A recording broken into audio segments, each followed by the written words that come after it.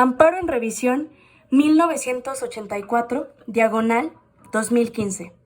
Puede parecer un caso más, un número más, pero en realidad es un caso que lleva detrás un feminicidio. El fallecimiento de Carla Pontigo. Este es un caso clave. ¿Por qué? Porque el Estado no cumplió con su responsabilidad de juzgarlo con perspectiva de género, desde la investigación hasta el proceso como tal, lo cual obstaculizó el acceso a la justicia. Además, derechos humanos. Hay extremada cantidad de derechos humanos violados a lo largo del caso, desde un derecho a un recurso efectivo que permita el derecho a la verdad, derecho a las mujeres a una vida libre de violencia y no discriminación, derecho a la vida, integridad y libertad personales, derecho a la no discriminación, derecho a la integridad personal en concreto de los familiares de la víctima, derecho de acceso a la justicia, etcétera, etcétera. Además de respeto a la dignidad humana. Se atentó en contra de uno de los elementos más básicos que tenemos todos como seres humanos, nuestra vida. Y esto nos lleva a estudiar las fallas constitucionales por parte del Estado. Tristemente, inicia desde que a la madre y hermano de la víctima no se les reconoce como víctimas, lo cual no les permite entregar pruebas por parte del proceso y les obstaculiza su acceso a la justicia. No se juzga con perspectiva de género, que va más allá de poner a la mujer en un nivel inferior al hombre. Es un instrumento que permite esclarecer la verdad, que permite a las autoridades y a las víctimas en cuestión tener la verdad de los hechos, que se lleve una debida diligencia del proceso y que se pueda hacer un estudio a fondo de género, las implicaciones que tuvo y más que nada tener los hechos en concreto para saber si es un caso que requiere para su resolución de la perspectiva de género que siempre se debe de usar en un caso judicial, como lo establece la Suprema Corte de Justicia de la Nación en su manual para juzgar con perspectiva de género.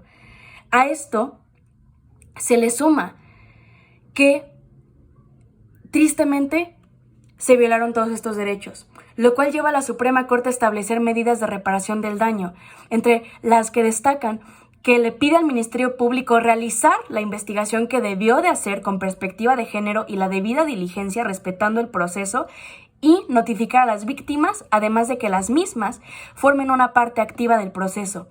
Y a esto se le suma además establecer la pena para la persona responsable. Todos tristemente básicos en la reparación del daño y básicos durante el proceso, cosa que debió de haber cumplido el Ministerio Público antes. Ahora, hay diferentes medidas que puede tomar el Estado. Para sumar a estas, de acuerdo a la Ley General de Víctimas, está la compensación, una cantidad económica por los daños provocados a las víctimas. También puede ser una medida de satisfacción, esto que busca volver a humanizar a la víctima. ¿Cómo? A través de una conmemoración de su honor, dignidad y humanidad, asegurando la satisfacción de las víctimas en cuestión. Por último, se puede considerar no repetición. Estas garantías de no repetición lo que permiten es que a las víctimas en cuestión se le dé la protección que necesiten por parte de desde defensores de derechos humanos hasta por parte de autoridades en materia de seguridad, hasta servidores públicos en materia de salud. Este es un caso que me dejó con el corazón roto. Me salieron lágrimas mientras lo leía. Es un caso que me enseña y me reafirma una frase que me impactó desde chiquita. No hay vida donde no hay esperanza. Ana Frank. Esto me deja que es nuestra responsabilidad como personas no quedarnos con los brazos cerrados y decir, es normal, un feminicidio es normal. Al contrario que no. No es posible que permitamos que normalicemos este tipo de conductas y acciones por parte del Estado. No solo tenemos derechos, que además, gracias a la reforma del 2011, están consagrados no solo en nuestro marco nacional, en nuestra Constitución, sino que los tratados ratificados y firmados por México en materia de derechos humanos están al mismo rango que la Constitución y en caso de controversia se atiende a la Constitución. Esto nos protege aún más, pero no solo importa que tengamos escrito que tenemos derecho a la vida o que tenemos derecho a una vida libre de violencia o acceso a la justicia. ¿Cómo va a importar si no los exigimos?